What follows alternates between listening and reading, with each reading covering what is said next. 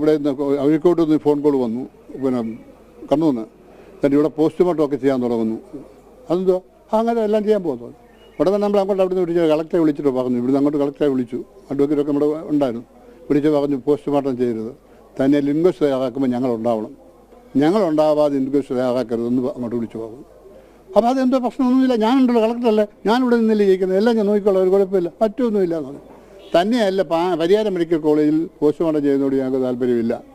ഇതുമായി ബന്ധപ്പെട്ട ചില കക്ഷികളും പരിയാരം മെഡിക്കൽ കോളേജിൽ ഉണ്ട് എന്ന് അറിഞ്ഞിരിക്കുന്നു. അതുകൊണ്ട് അത് താല്പര്യം, അതൊന്നും പ്രശ്നമില്ല, ഞാൻ ചെയ്തോളാം, ഞാൻ നോക്കിക്കോളാം എന്ന് കളക്ടർ പറഞ്ഞ് അങ്ങ് ചെയ്യുകയായിരുന്നു. അനുവാദം വാങ്ങിക്കാൻ അങ്ങ് ചെയ്തെല്ലാം കഴിഞ്ഞ് അവിടെ ചെന്നപ്പോൾ 18 നമ്മളെ തന്നു എന്നുള്ളത് ശരിയാണ്. നമസ്കാരം. ഗതികെട്ട് അവസാനം നവീൻ ബാബുവിൻ്റെ കുടുംബം ഹൈക്കോടതിയിൽ CBI അന്വേഷണത്തിന് ഹർജി കൊടുത്തിരിക്കുകയാണ്. ഇന്നലെ ഹർജി പരിഗണിച്ചുകൊണ്ട് ജസ്റ്റിസ് ബെച്ചു കുര്യൻ ഉത്തരവിട്ടിരിക്കുന്നത് 3 കാര്യങ്ങളാണ്. 1, അന്വേഷണ റിപ്പോർട്ട്, ഇതുവരെയുള്ള അന്വേഷണ റിപ്പോർട്ട് കൊടുക്കണം. 2, കേസ് ഡയറി ഹാജരാക്കണം.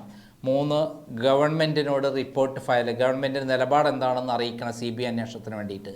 ഈ 3 കാര്യങ്ങൾ ഉടനടി നിശ്ചയിക്കാൻ കാരണം ഹൈക്കോടതിയിൽ ഇന്നലെ അഭിഭാഷകൻ വളരെ ശക്തമായ രൂപത്തിൽ നടത്തിയ വാദമാണ്. എന്താണ് വാദത്തിന് അടിസ്ഥാനമായ കാര്യം? 22ഓളം ഞെട്ടിക്കുന്ന തെളിവുകളാണ് ഹൈക്കോടതിയിൽ ഇതിൽ കൊലപാതകമാണെന്ന് തെളിയിക്കുന്നതിന് വേണ്ടി ഹാജരാക്കിയത്. മാത്രമല്ല കേസ് അട്ടിമറിക്കുന്നതുമായി ബന്ധപ്പെട്ട ഉള്ള കാര്യങ്ങളാണ് നിരത്തിയത്. അതിൽ ഏറ്റവും പ്രധാനപ്പെട്ട കാര്യം എന്ന് പറയുന്നത് ഈ സംഭവം നടന്ന കാര്യം തന്നെ, ഇത് ഒരു മാർക്സിസ്റ്റ് പാർട്ടിയുടെ സമുന്നതയായ ലീഡറാണ് ദിവ്യ. ജില്ലാ പഞ്ചായത്ത് മെമ്പറായ അവർ കളക്ടർ അവർക്ക് യാതൊരു ആവശ്യമില്ലാത്തൊരു സ്ഥലത്ത്, അവർക്ക് കയറി വരേണ്ടതായ യാതൊരു സാഹചര്യവുമില്ലാത്ത സ്ഥലത്ത് ക്ഷണിക്കാതെ കയറി വരികയും ADMനെ കുറിച്ച് വളരെ മോശമായ രൂപത്തിൽ അവിടെ വെച്ച് അദ്ദേഹം ഒരു അഴിമതിക്കാരനാണെന്ന് പറഞ്ഞുകൊണ്ട് മാത്രമല്ല 2 ദിവസത്തിലുള്ള പലതും സംഭവിക്കും എന്ന് പറഞ്ഞ് ഭീഷണിപ്പെടുത്തിക്കൊണ്ട് പ്രസംഗിക്കുകയും അത് പ്രസംഗിച്ച് അവിടുന്ന് ഇറങ്ങിപ്പോവുകയും ചെയ്തു. അഹംഭാവത്തോടെ ധിക്കാരത്തോടെ ഇറങ്ങിപ്പോവുകയും ചെയ്തു എന്നുള്ളതാണ് ആദ്യത്തെ കാര്യം. കഴിഞ്ഞ ശേഷം കളക്ടർ ഒരു തരത്തിലും കളക്ടർ ആ സമയത്ത് 2 കൈ കൊണ്ടും ഇങ്ങനെ വെച്ച് താഴേക്ക് മുഖം വെച്ച് പുഞ്ചിരിക്കുകയായിരുന്നു, എളിഭ്യച്ചിരിക്കുകയായിരുന്നു ആ സമയത്ത്. അങ്ങനെയുള്ള സന്ദർഭത്തിൽ തന്നെ ഒരു വീഡിയോഗ്രാഫർ വന്ന് ഫോട്ടോ എടുത്ത് വീഡിയോ എടുത്തിട്ട് അത് തടയാൻ കളക്ടർ ശ്രമിച്ചിട്ടില്ല എന്ന് മാത്രമല്ല, കളക്ടർ എന്ത് ചെയ്യുന്നു, അതിനുശേഷം ആ സംഭവം എടുത്തിട്ട് കണ്ണൂർ വിഷൻ്റെ ആളുകളാണ് ഈ വീഡിയോ എടുത്തത്. ആ വീഡിയോ എടുത്ത് ദിവ്യ അത് കളക്ട് ചെയ്യും. ദിവ്യയുടെ ഫോണിൽ നിന്ന് ADMൻ്റെ എല്ലാ സ്ഥലത്തും എല്ലാ പത്രക്കാർക്കും ഇത് അയച്ചു കൊടുക്കുന്നു. ഇതോടുകൂടി ഇത് വലിയ വാർത്തയാകുന്നു, ഇത് സ്പ്രെഡാകുന്നു. പിന്നീട് ഉണ്ടായ സംഭവങ്ങളെല്ലാം നമുക്ക് ചിന്തിക്കുന്നതിലപ്പുറമാണ്. വൈകുന്നേരം മൂന്നാമത്തെ കാര്യം എന്ന് പറയുന്നത് ഈ വൈകുന്നേരം മുനീശ്വരൻ കോവിലിൻ്റെ അവിടെ ഇറങ്ങിയ ആ വീട്ടിൽ പോയി താക്കോലൊക്കെ എടുത്ത് അദ്ദേഹം മടങ്ങുന്നു. ആ സമയത്തൊന്നും തന്നെ അദ്ദേഹത്തിന് വേറെ പ്രശ്നങ്ങളുണ്ടായിരുന്നില്ല. കാരണം ഭക്ഷണം കഴിക്കുന്ന സമയത്ത് കളിയും തമാശയും ഭക്ഷണം എല്ലാം കഴിഞ്ഞിട്ടാണ് ഈ യാത്രയപ്പിലെ ആളുകളോടൊപ്പം ഭക്ഷണം കഴിച്ചത്. പിന്നീട് അദ്ദേഹം മുനീശ്വരൻ കോവിലിൽ ഇറങ്ങുന്നതിന് മുമ്പ് 2 ബൈക്കിൽ യാത്രക്കാർ അദ്ദേഹത്തെ അനുഗമിച്ചിരുന്നു.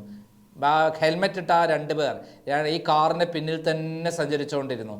പിന്നീട് അപ്പോൾ അത് 3ാമത്തെ സാഹചര്യമാണ്. അതായത് ഒരു കൊലപാതകമാണെന്ന് സൂചന നൽകുന്ന ആദ്യത്തെ സംഭവമാണ് ഈ 2 ആളുകൾ വന്നു എന്ന് പറയുന്ന കാര്യം.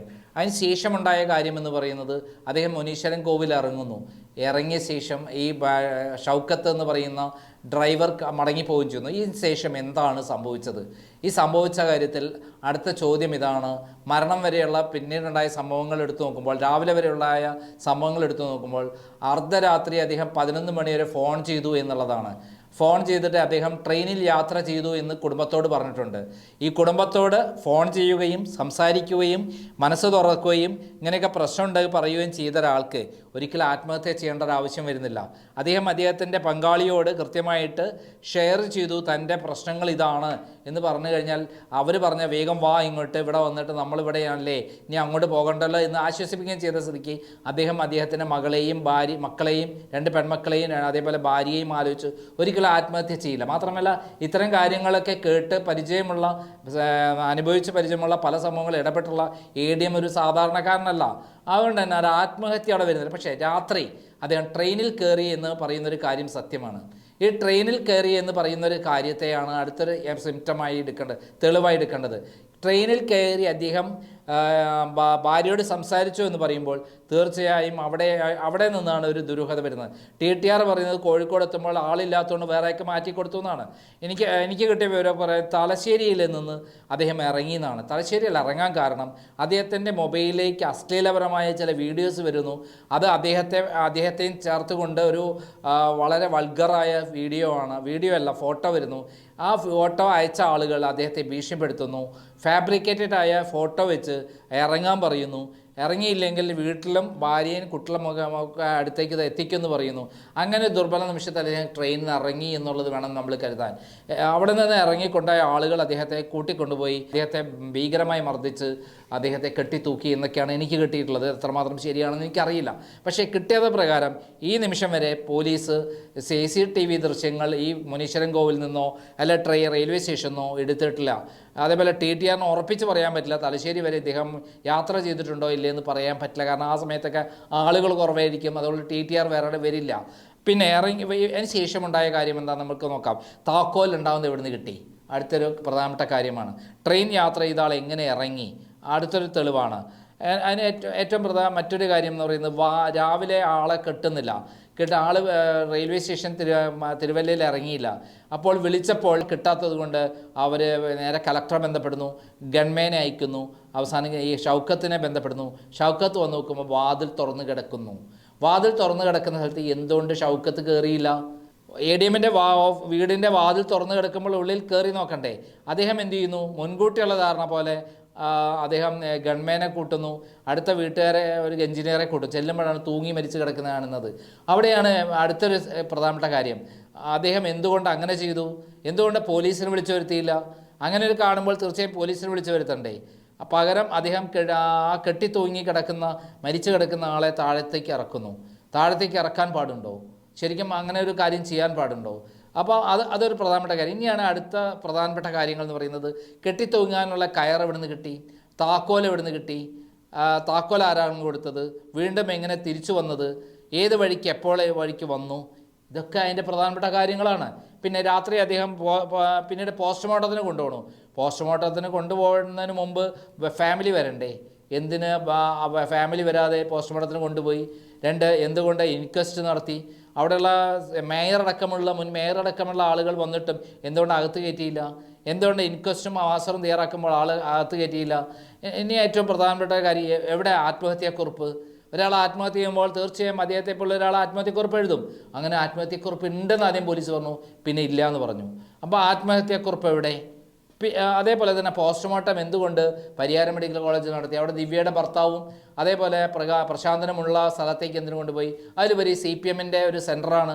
അവിടെ ഇന്ന പ്രകാരം എന്ത് ചെയ്യണം എന്നുള്ളത് അവിടുന്ന് പാർട്ടി ഓഫീസിൽ നിന്ന് എഴുതി കൊടുക്കുന്ന പോസ്റ്റ്മോർട്ടം തയ്യാറാക്കുന്ന ഒരു സ്ഥലമാണ്. അങ്ങനെയുള്ള സ്ഥലത്ത് എന്തിനു കൊണ്ടുപോയി?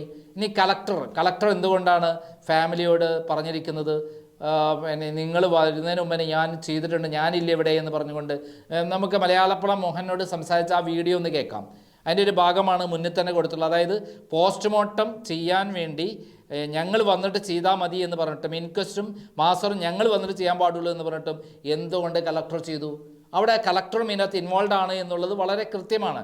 അങ്ങനെ ആ സന്ദർഭത്തിൽ പിന്നെ ആ വീട്ടുകാർ പറയുന്നുണ്ട് ഇങ്ങനെ ചെയ്യാൻ പാടില്ല എന്ന് പറയുന്നുണ്ട്. ആ ഭാഗമാണ് മുന്നിൽ കൊടുത്ത് ഒന്നുകൂടെ ഞാൻ കൊടുക്കുകയാണ്. ഇവിടെ അഴീക്കോട്ട് നിന്ന് ഫോൺ കോൾ വന്നു, പിന്നെ കണ്ണൂന്ന് തന്നെ ഇവിടെ പോസ്റ്റ്മോർട്ടം ഒക്കെ ചെയ്യാൻ തുടങ്ങുന്നു. അതെന്തോ അങ്ങനെ എല്ലാം ചെയ്യാൻ പോകുന്നു. ഉടനെ നമ്മൾ അങ്ങോട്ട് അവിടെ നിന്ന് വിളിച്ച് കളക്ടറെ വിളിച്ചിട്ട് പറഞ്ഞു, ഇവിടുന്ന് അങ്ങോട്ട് കളക്ടറെ വിളിച്ചു. അഡ്വക്കേറ്റൊക്കെ നമ്മുടെ ഉണ്ടായിരുന്നു. വിളിച്ച് പറഞ്ഞു പോസ്റ്റ്മോർട്ടം ചെയ്യരുത്, തന്നെ ഇൻക്വസ്റ്റ് തയ്യാറാക്കുമ്പോൾ ഞങ്ങളുണ്ടാവാതെ ഇൻക്വസ്റ്റ് തയ്യാറാക്കരുതെന്ന് അങ്ങോട്ട് വിളിച്ചു പോകും. അപ്പോൾ അതെന്തോ പ്രശ്നമൊന്നുമില്ല, ഞാനുണ്ടല്ലോ കളക്ടറല്ലേ, ഞാനിവിടെ നിന്നില്ല ജയിക്കുന്നത്, എല്ലാം ഞാൻ നോക്കിക്കോളാം, ഒരു കുഴപ്പമില്ല, മറ്റൊന്നുമില്ല എന്ന് പറഞ്ഞു. തന്നെയല്ല പരിയാരം മെഡിക്കൽ കോളേജിൽ പോസ്റ്റ്മോർട്ടം ചെയ്യുന്നതോട് ഞങ്ങൾക്ക് താല്പര്യമില്ല. ഇതുമായി ബന്ധപ്പെട്ട ചില കക്ഷികളും പരിയാരം മെഡിക്കൽ കോളേജിൽ ഉണ്ട് എന്ന് അറിഞ്ഞിരിക്കുന്നു. അതുകൊണ്ട് അത് താല്പര്യം, അതൊന്നും പ്രശ്നമില്ല, ഞാൻ ചെയ്തോളാം, ഞാൻ നോക്കിക്കോളാം എന്ന് കളക്ടർ പറഞ്ഞ് അങ്ങ് ചെയ്യുകയായിരുന്നു. അനുവാദം വാങ്ങിക്കാൻ അങ്ങ് ചെയ്തെല്ലാം കഴിഞ്ഞ് അവിടെ ചെന്നപ്പോൾ പൊതിഞ്ഞിട്ട് നമ്മളെ തന്നു എന്നുള്ളത് ശരിയാണ് കേട്ടല്ലോ. അപ്പോൾ ഇവിടെയൊക്കെ നമ്മൾ മനസ്സിലാക്കേണ്ട കാര്യം, ഇവിടെയൊക്കെ വളരെ ദുരൂഹമായ സാഹചര്യങ്ങൾ ഉണ്ടായി എന്ന് തന്നെയാണ്. ഇനി ഏറ്റവും പ്രധാനപ്പെട്ട കാര്യം, ഇവിടെയാണ് MV ജയരാജൻ്റെ ഒരു കളിയും കളക്ടർ കളിയും വരുന്നത്. ഈ പോസ്റ്റ്മോർട്ടം കഴിഞ്ഞ ഉടൻ തന്നെ എത്രയും വേഗം MV ജയരാജൻ വന്ന് കുടുംബത്തോടൊപ്പം ചേരുകയാണ്, എന്നിട്ട് സോപ്പിടുകയാണ്, അവരെ കൂടെ നിൽക്കുകയാണ്. ഞങ്ങളുണ്ട് കൂടെ എന്ന് പറഞ്ഞിട്ട് പാർട്ടി പ്രവർത്തകരായ പാർട്ടി പ്രവർത്തകരുടെ കുടുംബമായ അല്ലെങ്കിൽ മലയാളപ്പുഴ മോഹനെ പോലുള്ള CIT നേതാക്കന്മാരടക്കമുള്ള ബന്ധങ്ങളുള്ള അതേപോലെ ഉന്നതമായി മാർക്സിസ്റ്റ് പാർട്ടി ബന്ധമുള്ള ഈ കുടുംബത്തോട് CPM ജില്ലാ സെക്രട്ടറി MV ജയരാജൻ വന്ന് കൂടെ നിന്ന് പറയുമ്പോൾ പിന്നെ അവർക്കൊന്നും പറയാനില്ല. പിന്നെ അടുത്ത കാര്യം, എന്തുകൊണ്ടാണ് ഈ ബോഡി കളക്ടർ അവിടെയുള്ള സിവിൽ സ്റ്റേഷനിലുള്ള ആളുകളെ കാണിക്കാതെ കൊണ്ടുപോയത്? എന്തുകൊണ്ട് കാണിച്ചില്ല? അപ്പോൾ കാണിച്ചില്ല എന്ന് പറഞ്ഞത് വളരെ ഗുരുതരമായ കുറ്റമാണ്. അത്ര ധൃതി പിടിച്ച് പോകേണ്ട ആവശ്യമൊന്നുമില്ല. അവരെ കാണിച്ച് അപ്പോൾ അവിടെ എന്തെങ്കിലും പെട്ടെന്ന് കണ്ടു കഴിഞ്ഞാൽ തന്നെ എന്തെങ്കിലും സംശയങ്ങൾ അവിടെ ഉണ്ടാകാൻ സാധ്യതയുണ്ട് എന്നുള്ളതുകൊണ്ടാണ് വേഗത്തിൽ ഇവിടുന്ന് പാക്ക് ചെയ്ത് കണ്ണൂർക്ക് എവിടേക്ക് പത്തനംതിട്ടയ്ക്ക് വിട്ടത്. പത്തനംതിട്ട വിട്ടപ്പോൾ ഏറ്റവും പ്രധാനപ്പെട്ട കാര്യം എന്താണെന്നറിയാമോ? ഈ പറയുന്ന നമ്മുടെ നവീൻ ബാബുവിൻ്റെ കൂടെ ആര് വന്ന് ഈ കുടുംബത്തിൻ്റെ കൂടെ ആരാ വന്നത്? MV ജയരാജനാണ്. MV ജയരാജൻ കൂടെ നിന്ന് അത് സംസ്കരിക്കുന്നവരെ, കത്തിച്ച് കളയുന്നവരെ കൂടെ നിന്നു. എന്നുള്ളതാണ് ഏറ്റവും പ്രധാനം. നമ്മൾ ഏറ്റവും ശ്രദ്ധിക്കേണ്ട കാര്യം, കത്തിച്ച് കളയുന്നവരെ കൂടെ നിന്നു. ഇതിന് ശേഷമാണ് ഈ ആരോപണങ്ങളെല്ലാം വരുന്നത്. നവീൻ ബാബുവിൻ്റെ ആത്മഹത്യയുമായി ബന്ധപ്പെട്ട് ദിവ്യക്കെതിരെ ശക്തമായ ആരോപണങ്ങൾ വരുമ്പോൾ ആ സമയത്ത് ആ ദിവ്യയുടെ വീടിന് കാവൽ നിർത്തിയതാരാണ്? ഒന്ന്, നവീൻ ബാബുവിൻ്റെ ബോഡി കത്തിച്ച് കഴിക്കുന്നതിന് വേണ്ടി ഏറ്റവും മുൻപന്തിയിൽ നിന്ന് വിശ്വാസമുറപ്പിച്ച് കൂടെ ഉണ്ടെന്ന് പറഞ്ഞ് കളിപ്പിച്ചത് MV ജയരാജൻ. അതുപോലെ കളക്ടർ അവിടെ വന്നിട്ടുണ്ടായിരുന്നു. കളക്ടർ വീട്ടിലേക്ക് കയറ്റിയില്ല എന്നുള്ളത് വേറെ പ്രധാനപ്പെട്ട കാര്യം.